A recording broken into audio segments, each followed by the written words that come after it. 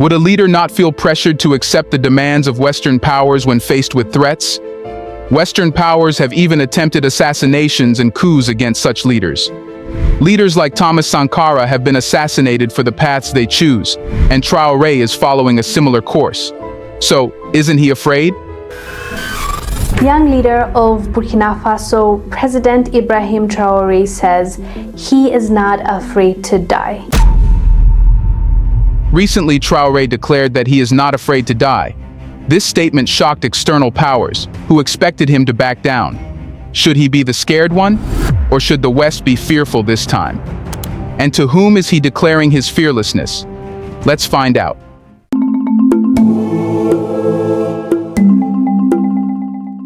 Imagine a leader who boldly declares, "I am not afraid to die," right in the face of imperial powers that have thrived on fear and submission.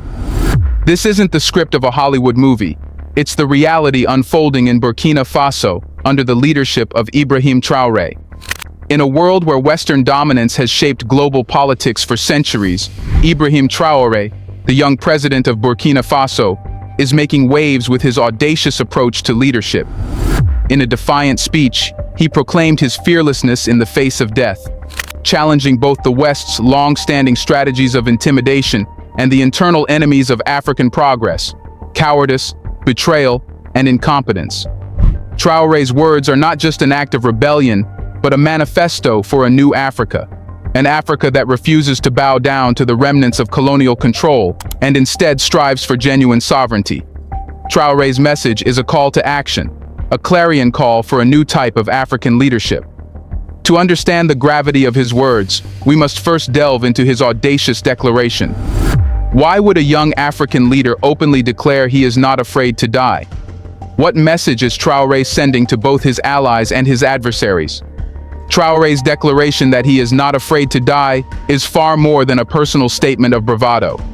It is a strategic challenge to Western imperialism and a call for African solidarity. Historically, the West has employed fear as a primary tool of control, using assassinations, coups, and economic sanctions to keep African nations under their thumb. Leaders like Patrice Lumumba, Thomas Sankara, and Muammar Gaddafi, who dared to imagine an Africa free from Western exploitation, were met with swift and brutal retaliation. By declaring his fearlessness, Traoré is not only rejecting this legacy of fear, but also rendering one of the West's most effective tools of manipulation powerless. This statement is a profound psychological show. Traoré is signaling that he is unyielded by the fear of death that has been used to maintain the status quo. His words resonate deeply across the continent, a stark reminder that African leaders need to be willing to sacrifice everything if they are to achieve true independence. This declaration also serves as a rallying cry for the African people. Traoré is not just speaking for himself, but for all Africans who have been subjugated, oppressed, and silenced by colonial and neo-colonial forces. He is calling for a shift from a mindset of fear and submission to one of courage and defiance. In essence, Traoré is saying that Africa must no longer be governed by the specter of fear, but by the spirit of resistance. Furthermore, Traoré's stance is a message to the internal enemies of progress within Africa, those who have been complicit in the exploitation of their own countries, often for personal gain. By stating that he is not afraid to die, Traoré is also challenging those who have sold their souls to external powers to maintain their positions of privilege. He is throwing down the gauntlet to these actors, declaring that there is a new kind of leadership in town, one that cannot be bought or bullied. With his fearless declaration, Traoré sets the stage for a new era of leadership, one that is bold, unyielding, and unapologetically African. But his vision does not stop there. He has also laid out a roadmap for the continent's revival, focusing on the need to banish three specific vices: cowardice, betrayal, and incompetence. Why does Traoré believe that cowardice, betrayal, and incompetence are the three words that Africa must banish to achieve true liberation? Here's a reminder to please like and share the video, and subscribe to our channel to watch more videos on Black culture, history, civilization, and identity. Let's continue now.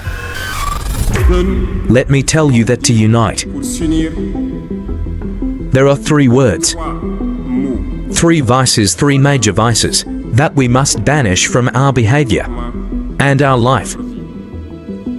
I'm talking about cowardice, the betrayal, and incompetence. Traoré's call to banish cowardice, betrayal, and incompetence is a powerful indictment of the very traits that have hindered Africa's progress and kept the continent shackled to its colonial past. Each of these vices has played a distinct role in maintaining the status quo, and understanding their impact is crucial to grasping Traoré's vision for a liberated Africa. Cowardice is not merely a personal failing, but a systemic issue that has allowed external forces to maintain their grip on the continent. It represents the unwillingness to stand up against oppressive regimes, the fear of losing power or privilege, and the preference for safety over sovereignty. For centuries, cowardice has been weaponized by the West to create a compliant African leadership class, leaders who would rather acquiesce to foreign demands than risk confrontation. Traoré's insistence on eradicating cowardice is a direct call for a new breed of leaders who dare to confront both internal corruption and external exploitation. Betrayal, on the other hand, is a deeply ingrained problem that has plagued Africa since the days of the slave trade. It is the act of selling out one's countrymen for personal gain, often at the behest of foreign powers. Betrayal is the tool that has been used to undermine movements for independence and self-determination. Whether it is the betrayal of revolutionary leaders by their closest aides or the betrayal of the public trust by those in power, this vice has continually undermined Africa's quest for unity and strength. Traoré's call to eliminate betrayal is a call for integrity and solidarity, urging Africans to prioritize collective progress over personal profit.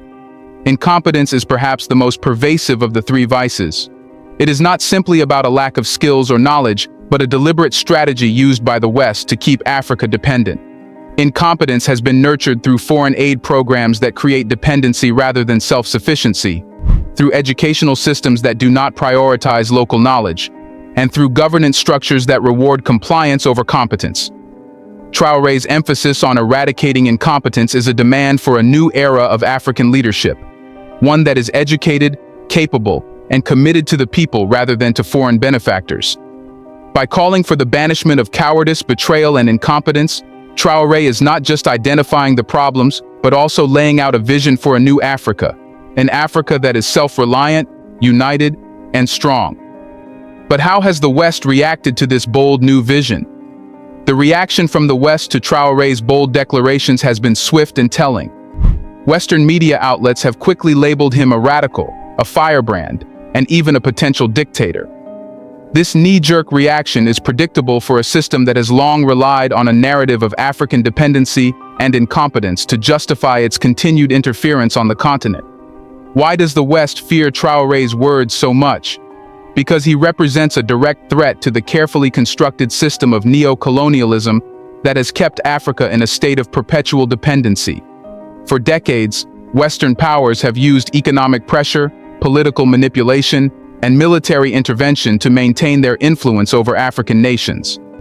Traoré's call for a break from this system is a declaration of war against this neo-colonial order. His refusal to be intimidated by Western threats signals a shift towards a more assertive Africa, one that demands respect and reciprocity, not charity or condescension. The West's fear of Traoré is not just about his leadership, but about what he represents: the possibility of a united sovereign Africa that is no longer willing to play by the rules set in Washington, London, or Paris. This is a direct challenge to the economic and political interests that Western nations have carefully cultivated over the years. If more African leaders adopt Traoré's stance, the entire framework of Western influence on the continent could begin to crumble. Furthermore, Traoré's leadership exposes the hypocrisy of Western governments who preach democracy and human rights while backing dictators and corrupt regimes that serve their interests.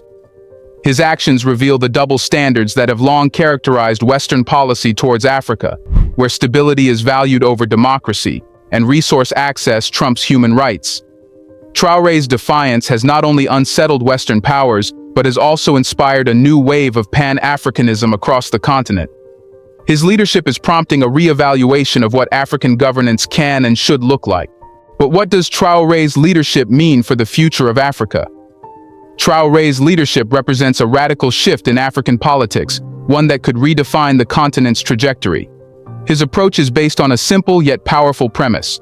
Africa must be free, not just politically, but economically, culturally, and psychologically. This holistic vision of freedom is what makes his leadership so transformative. Traoré understands that true independence requires more than just the absence of foreign troops. It requires a complete overhaul of the colonial mindset that has been deeply ingrained in Africa for centuries.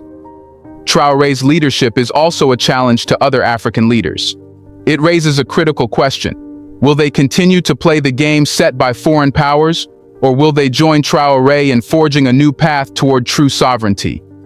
His call for a break from cowardice, betrayal, and incompetence is not just a critique, but an invitation, a call for a new kind of African leadership that is bold, competent, and unyielding in its commitment to the people.